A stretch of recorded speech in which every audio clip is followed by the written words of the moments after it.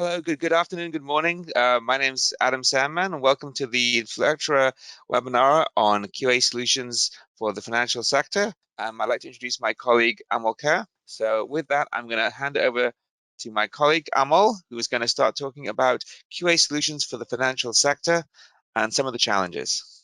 If you take it away, Amol. Thank you so much, Adam. Yes, taking over from you. Thank you so much, Adam. Welcome, everyone. This is a critical question that we're trying to find answers to these days, especially after Atlassian pulled out one of their important products, JIRA, from the server variants.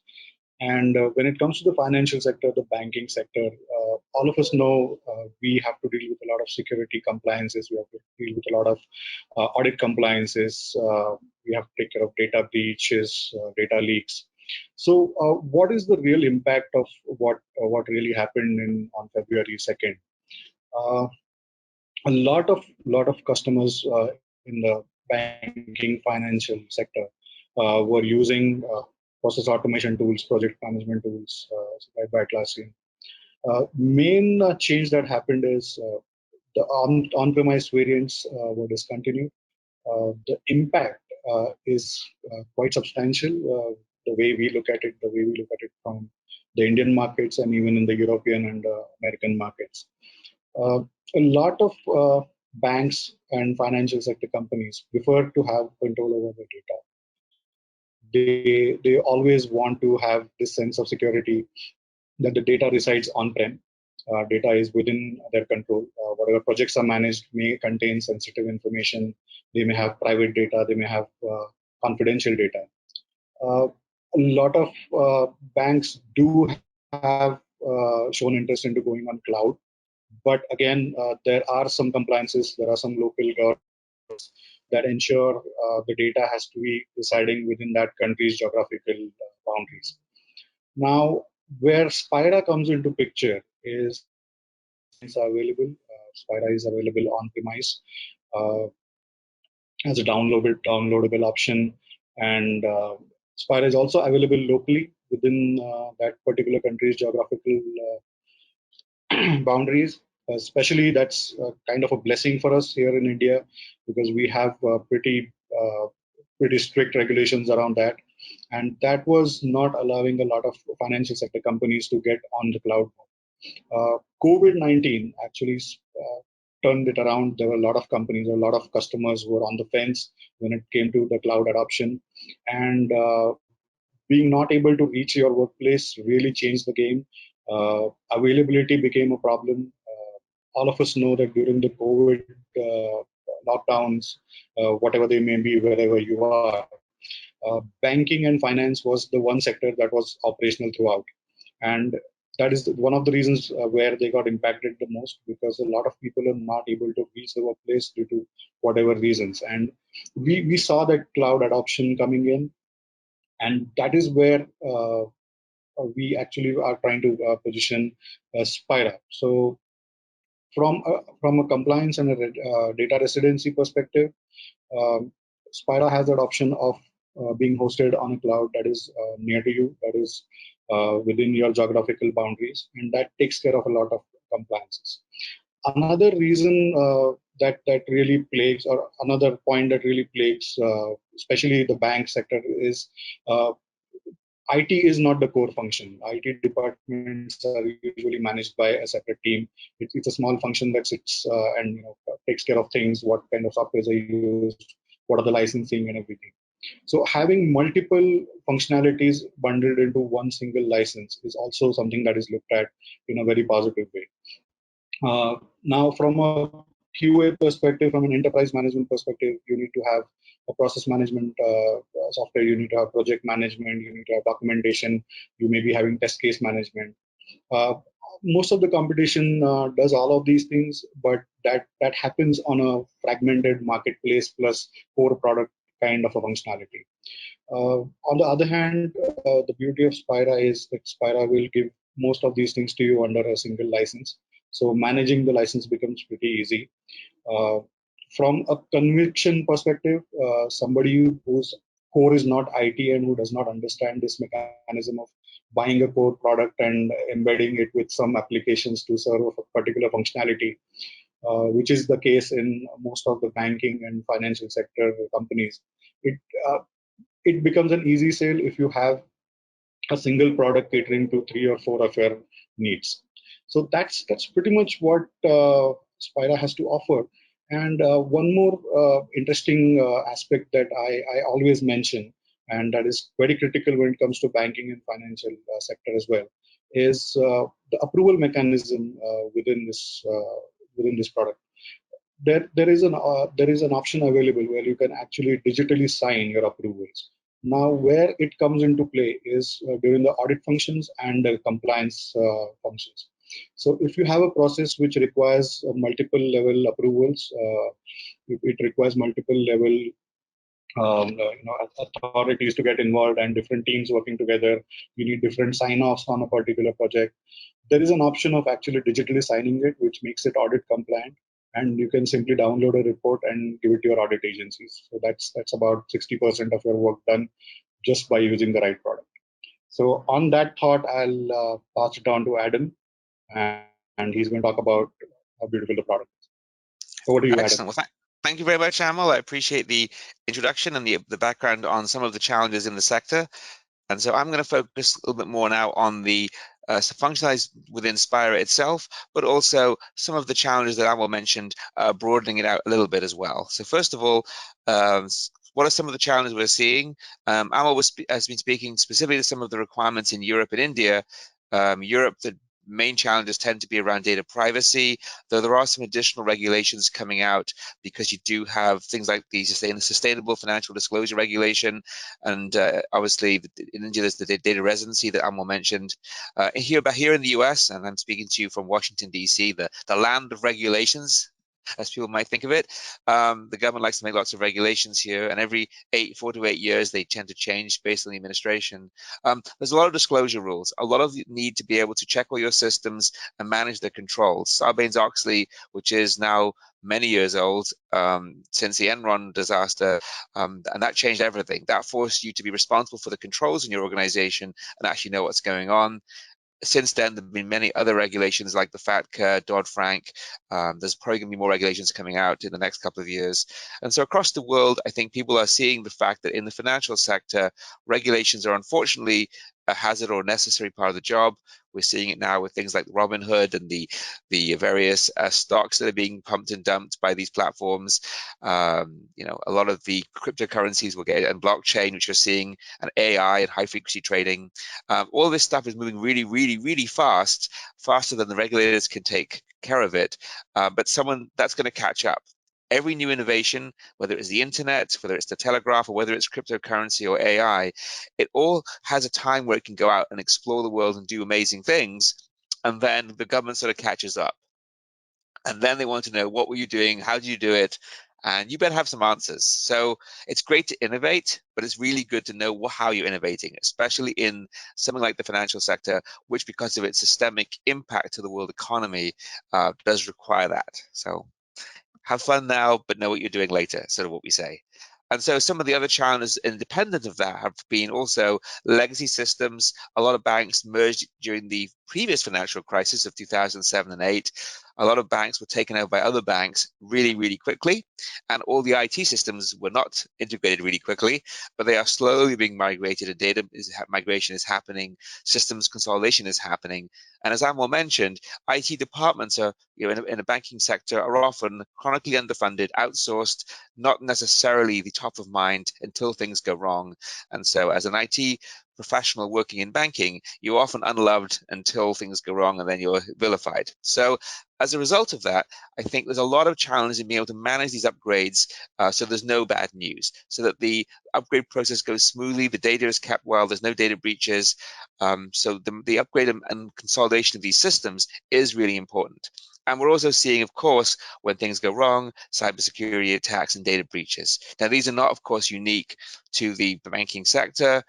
But because the data is so sensitive, the data breach is potentially a lot more serious. For example, in the news last week and before that, we all know that a well-known email system provider for on-premise email was hacked with a day zero vulnerability.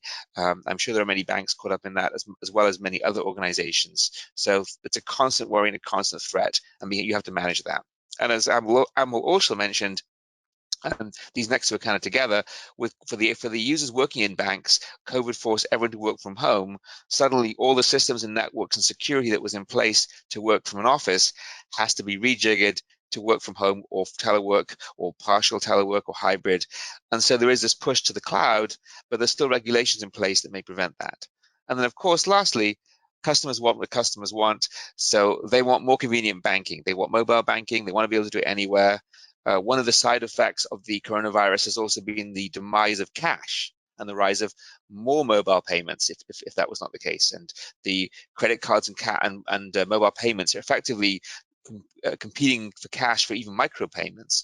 And so these changes are happening all at once. And so it's very hard if you're an IT professional working in the banking sector to make sense of this and to manage all of these systems that you have, to test all the systems you have, to upgrade them, to add functionality. It's itself a lot of work, but then you don't want the tools you're using to manage this to add to the challenge. You want them to make it easier for you. So as Amol said, as an IT department, you need to be managing your core banking systems, your mobile banking, your cybersecurity, your data, all the data feeds you have to deal with. That's what you should be focusing on. You shouldn't be focusing on the project management and testing, QA, document management tool that you're using to manage this. That should be seamless. And so with Spira, that's one less thing you have to worry about. We can take some of that lift, some of the weight off your shoulders. You don't have to manage thousands of plugins and different licenses. Spira is there for you and will grow in with your needs, but it doesn't become another burden to manage. You can spend more time managing all these other things than Spira, which we think is good. And so with that, I'd like to introduce the SpiraPlan solution. SpiraPlan is part of the Inflectra family. This is our entire product family stack. SpiraPlan is our agile program portfolio management tool, which builds on top of our Spira team application lifecycle management tool, which itself was built on top of our Spira test management tool. SpiraPlan is the complete solution. Spira team and test are essentially reduced versions. We also have source code management, which you'd expect to be able to have all your code integrated into the system and all the traceability.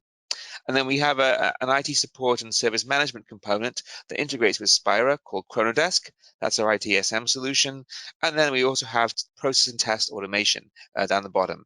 Today's webinar is focused mostly on SpiraPlan. We'll be talking a little bit about Rapise as well at the end.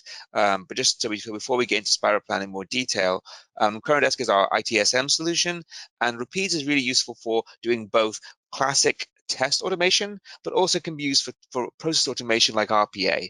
And it can handle web applications, desktop applications, mobile, AS400, green screen applications, pretty much all of the types of apps you'll be dealing with. It can be used for test and validation or process automation. So that's the product suite as a whole. And again, we'll be focusing for today mostly on SpiraPlan, but it is part of a larger suite of tools.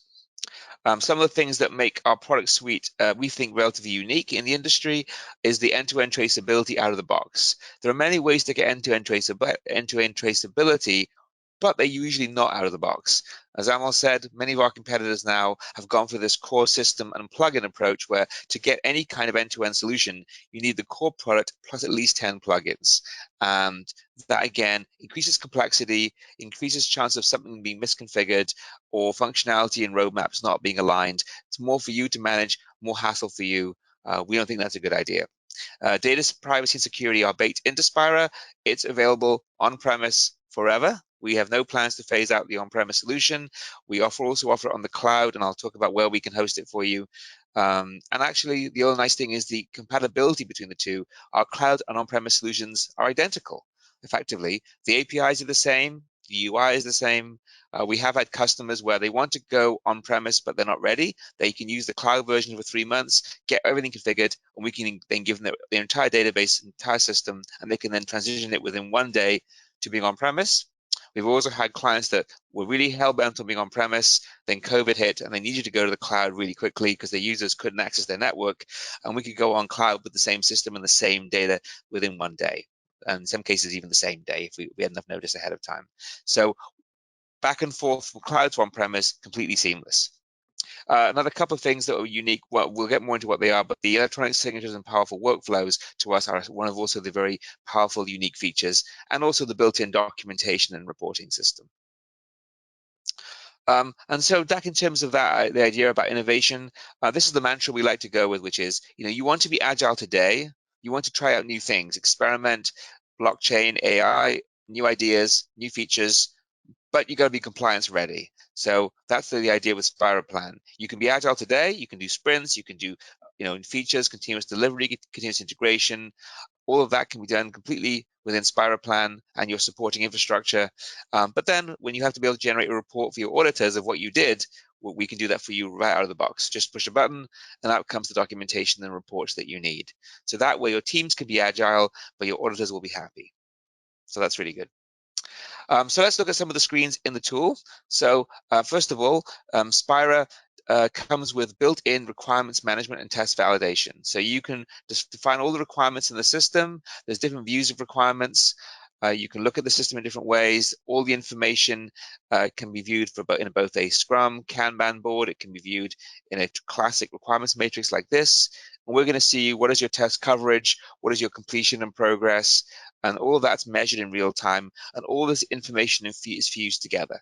Everything you're seeing here on these screenshots is in fact out of the box. There's no add-ins needed. So the requirements are written in the system.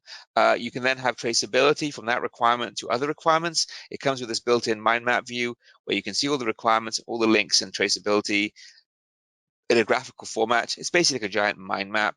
The requirements will be colored depending on the priority of them, and it will also be, we'll show the primary navigation, the primary hierarchy with solid lines, and we can show you the associated links and relationships in the dotted lines, including both dependent relationships and just associations. And this is what the traceability actually looks like in the system. We can link requirements to defects, to test cases, to tasks, attach documents, and we've also got integration with source code, so you can see the links between every task that's implemented, every requirement that's featured, that's added, and you can see the code changes that made that possible. Speaking of code traceability, SpiraPlan integrates with a variety of different code management tools. If you are using our cloud, then we can host that for you in our cloud-based Git solution, which also supports Subversion as well.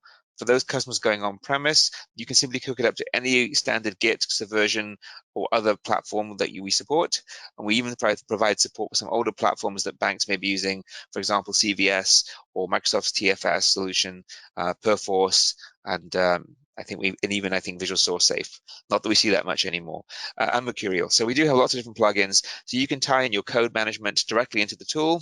You can manage your pull requests, merge your branches, see all that information in the system, and then tie it back to the requirements, to the test cases, to the defects, to the changed requests. So there's this end-to-end traceability from code tests all the way through.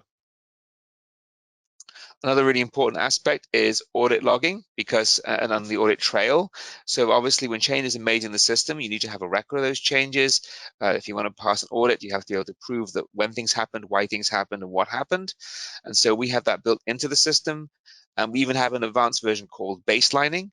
Baselining lets you actually snapshot the entire system and see all the changes between those snapshots. I won't have enough time today to go into baselining. It's a whole separate topic, but we do have a webinar we recorded a few months ago on baselining. So if you want to see more about that, feel free to watch the webinar that's on our YouTube channel. And that goes into baselining and how you manage more complex systems. And baselining is a way to be able to snapshot the system at key points and then look at the audit points and the changes between those audit points. Typically, that's done at the end of every release or sprint. Another really important feature is being agile. And so SpiraPlan comes out of the box with all your classic planning board features. You can have Scrum boards, Kanban boards. You can view your product backlog. You can look at your sprint backlog, your release backlog. All that's in the system. It's all managed directly in the tool. But what the great thing is, it's all compliant. So when you drag, say, a requirement from administration to author management, or you change its priority by dragging it from priority 1 to priority 2, that's happening in a very easy to use drag and drop user interface. But behind the scenes, we're recording the history, we're tracking the information, just to make sure that you have permissions to make that change, doesn't conflict with the workflows. And so, in fact, what on the surface is just a drag and drop is actually generating a whole bunch of data and change history and audit behind the scenes. So you can be as agile as you like, but the system is making sure that everything is being tracked for you. So you can generate documentation and reports as you need. Another really important feature is document management. Now, many companies will need to have a separate document management system, but we have that built in. So inside of SpiraPlan, we have document management where you can upload documents, you can upload screenshots, and once they're in the system, they can be versioned. You can also have users log in and approve documents, reject documents, check in, check out new versions of the document, and all of them will be tracked in the system. And in addition, a brand new feature that we released this month, like a week or two ago, is also the ability to write inline documents directly in the system.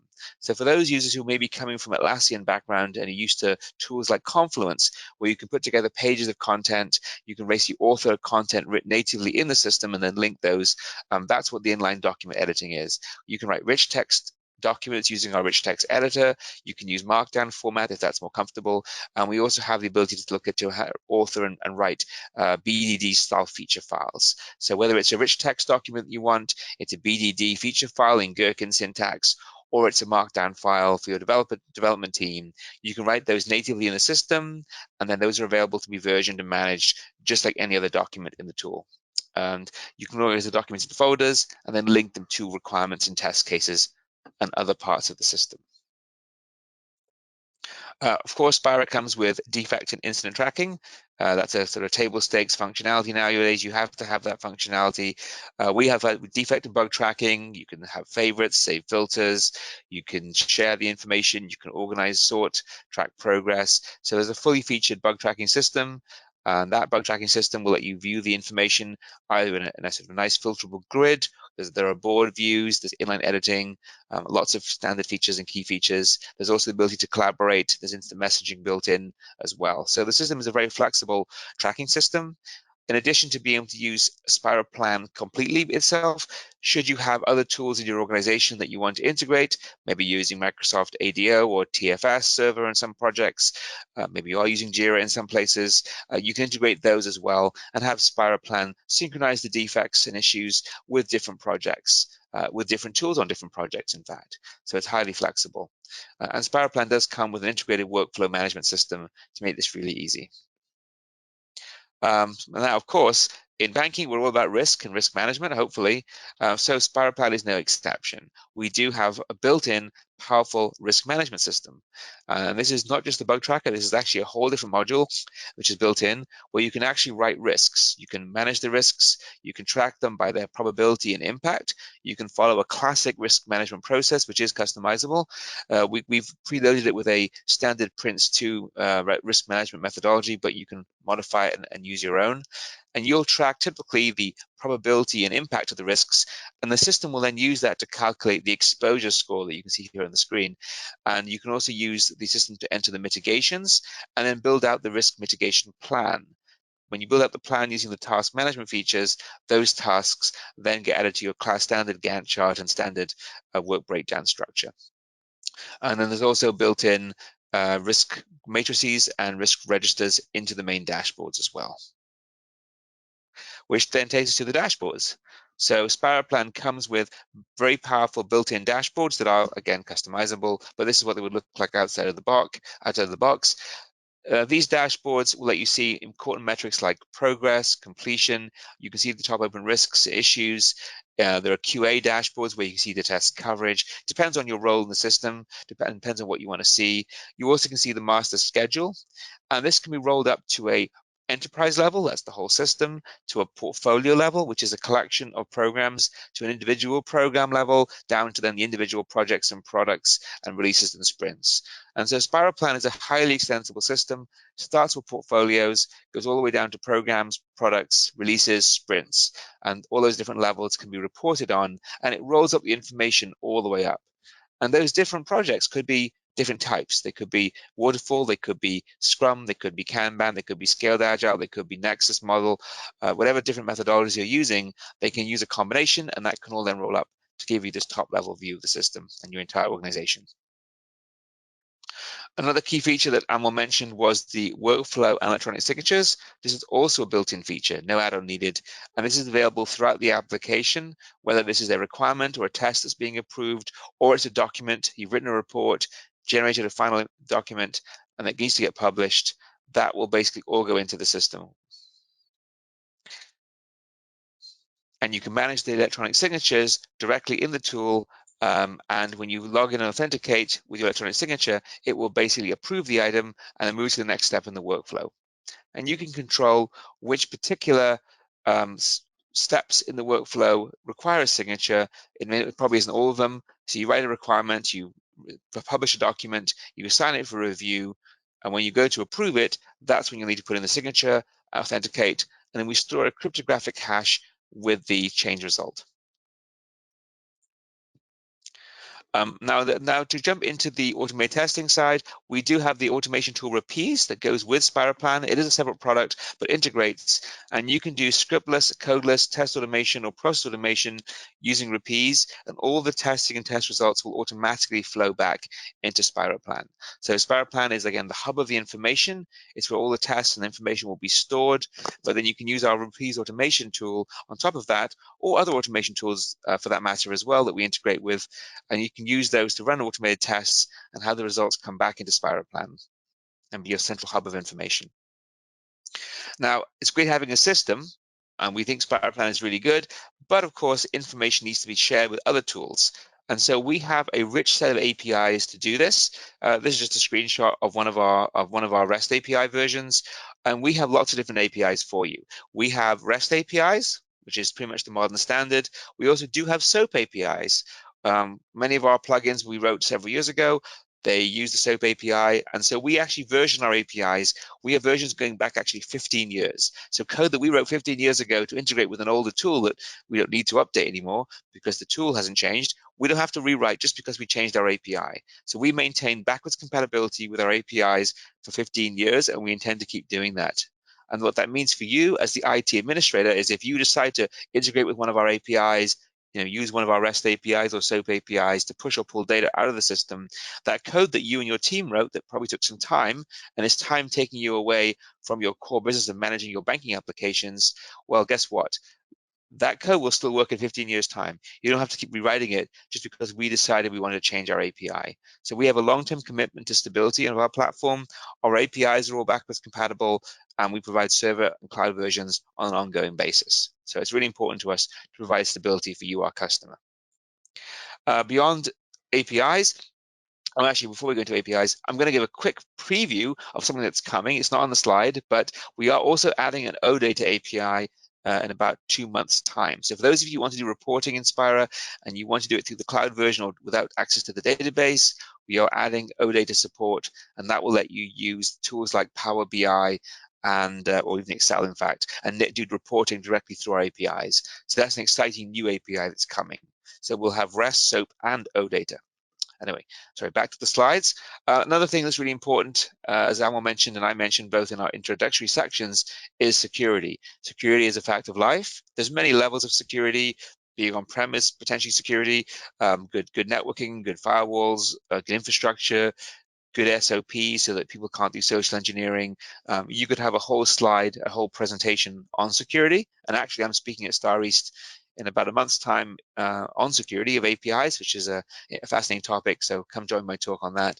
But actually, security in the context here is also being able to understand permissions and users. And one of the challenges will be, especially with COVID, is that someone has to leave the organization, whether that's intentional or unintentional, whether it's voluntary or involuntary. Especially if it's involuntary, someone leaves the organization, they need to have their access revoked immediately so the customer data is not compromised, and everyone's working from home. How do you do that? Well, you should be using federated security. So we provide out of the box, no extra charge for it, Oauth integration and Ldap integration. Typically, you're going to use the Ldap option or Active Directory option for your on-premise solution. That's the easiest in our opinion. However, once you go onto the cloud, that's not so easy. You don't want to open up your Active Directory servers or Ldap servers to the internet.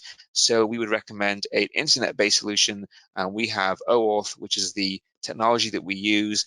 And then depending on the system you're using, the most common two would be ADFS for Microsoft-based solution, or Okta if you're using the Okta plugin, if you're using a SSO based solution. So we have plugins for most of the standard providers out there, Azure AD, things like GitHub, GitLab, and Google.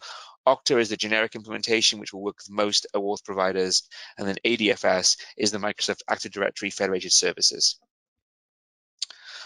Integration. So guess what? You don't have to write your own API stuff. So we, as well as having all the APIs that you need, we've also built a lot of integrations for you because we want to save you some time.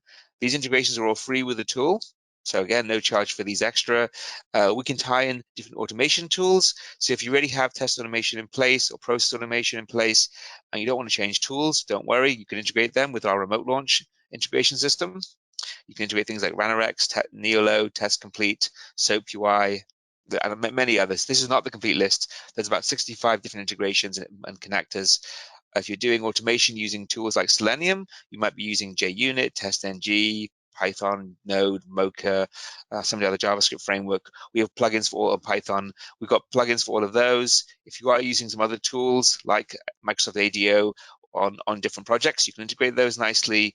And of course, our service management, if you're using Salesforce or ServiceNow or Zendesk, we have a plugin for those. Plus CI tools and source code management. And then for your developers, they're going to be working often in their development tool, working on the code. They want to be able to see the tasks they're working on in a sidebar. So we've got plugins for most of the IntelliJ plugins like PyCharm, IntelliJ, with PHP Storm, all of their different tools. They're basically the same tool, but they have different languages and they have different names. But we have plugins for all of those, Visual Studio Code, Eclipse as well. So we've got a good coverage of the different applications. We also have a dedicated development team just for plugins. And so if as a customer of ours, you would like something written, just send us a note and we add it to our backlog and then gets added. ServiceNow and Salesforce were recent additions. The next one on our list is actually UTrack by JetBrains. That's also on our list. And so that's the latest edition coming up. Now, hosting. So Amol mentioned that cloud is an option. So for us, these are the current cloud locations that we have. And so, for example, we currently have United States, which is Northern Virginia, Canada, which actually is Montreal, so it's not really the right place on the map, but it's in Canada. We have Europe, which is hosted currently in Ireland. We back up to Germany. And we also have Australia, Singapore, and on the right-hand side, right on the edge of the slide, unfortunately for this map, we also have, right here, we have Mumbai as well. And each of these regions is hosted in a segregated manner, so we don't share the data with the other regions. So for example, we have clients who are hosting medical data in the United States. Well, that data shouldn't leave the United States. We have clients hosting healthcare data in Canada or Sydney, and both of those kinds of data cannot leave the country either. In Europe, for the most part, almost all of our clients need to follow GDPR, and it is much easier from a compliance and safety standpoint for them, and risk standpoint, to have it hosted in the EU. So we offer that in Ireland. And these are just the current locations. And then we have Singapore mainly for performance reasons. There isn't so much of a data privacy need for that one. But those are the current locations that we have. If you host with us in any of these regions, the data will be held there. It won't transfer to the other regions. And we just back up into other centers in the same region. Just because you're in India doesn't mean you have to host in India. If your clients are all in Europe, you could host it in the EU. It's completely elective. You would tell us where do you want it hosted, and then we would set it up in that region for you. And the pricing is the same. So if you need to change your mind, if you've acquired a company in another country and that changes your data privacy needs, we can move your data for you. That's all up to you. And if you want to go on premise, as Amol mentioned, that's completely possible. Same functionality, and we can even give you your data from the cloud to on-premise or back again. In terms of other locations, we are looking at other locations depending on the need. Right now, we haven't seen a direct need for options yet in Africa or in South America, partly because the data privacy needs there are not huge, and also the connectivity to the United States for South America is really good. And in fact, for most of Africa, in our analysis, hosting in Ireland actually gives you better performance than if you host it in Africa, unfortunately. But we are looking to potentially bring in other centers once they become necessary, either because of a policy change or performance benefits. So these are not going to be the only locations. This is just the current set. We basically host in Amazon Web Services, so any location that they have is available to us. And if a large client needs it in another location that Amazon already services, we can certainly do that on an as-needed basis as well. Okay. Lastly, just to show you some of the awards we've been getting, SpiraPlan is reviewed on various different platforms, Gartner, Capterra, TrustRadius, G2 Crowd, others as well. And so SpiraPlan is a highly reviewed, highly used tool, lots of great reviews out there. Don't just take my word for it or our word for it. Do go on the websites, check out the reviews we've gotten, both as a company and a product, and see what people say. Get your independent analysis, of course. Okay, great. So thanks to those for joining. If you have any questions that you forgot to ask, you can always write them as a comment on the YouTube channel. And yeah, that is it. So thank you very much for attending today. We will put a copy, as I mentioned at the beginning, on our YouTube channel with this. So if you didn't get a chance to attend the beginning of it, or you missed a part of it, or if you have a colleague that you'd like to share this with, someone who you need to persuade about something, feel free to share this with anyone that you need or know. And hope we see you at a future webinar. We've got webinars coming up on RPA, test automation, and also on the new features of SpiraPlan 6.8, which will be coming out in about 2 months. We've got some additional requirements management functionality and the OData functionality I mentioned. So we'll have some more webinars on that in the next few months. So again, thanks very much for attending. Have a great morning, afternoon, or evening, depending where you are, and hope to see you at a future event. And thanks, Amol, for presenting with me, and have a good rest of the day.